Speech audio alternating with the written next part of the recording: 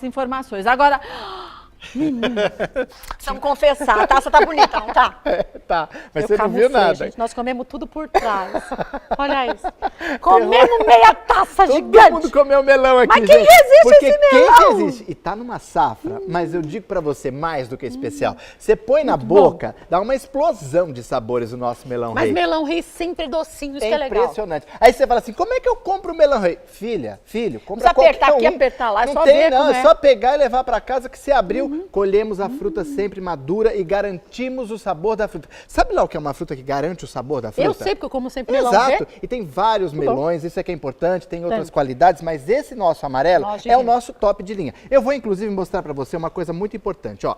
Aqui tem a faixa, sou saboroso, aí aqui estou maduro e aqui mais pra frente sou o rei, tá vendo? Ó? Faltou um sou maravilhoso, sou o melhor. Exato. E aqui a etiqueta verde, ó, o rei do sabor, melão rei. Tem que ter isso, tá, gente? Pra você não comprar gato por lebre. Aliás, você pode fazer até aquelas chamadas comidinhas pequenininhas, que eu falo que é finger food. Ah, é finger food, que é chique, né? Olha chique. aqui, ó. Aqui é peito de Chester defumado com pérolas de melão rei. Ó que chique, Kátia.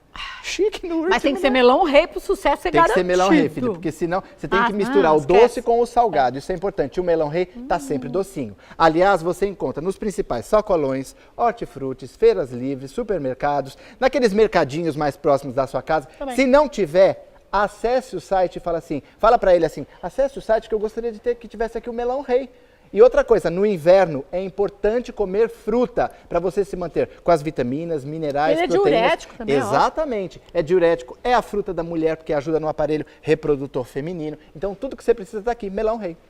Itaueira.com.br, Facebook. O Facebook é Itaueira Melão Rei. Facebook.com/Itaueira Melão Rei. Se é rei, é logo melhor. Eu lá em casa. Eu vou Leva levar pra a tacinha Alessandra, pra porque ler. a Alessandra tava assim, ó.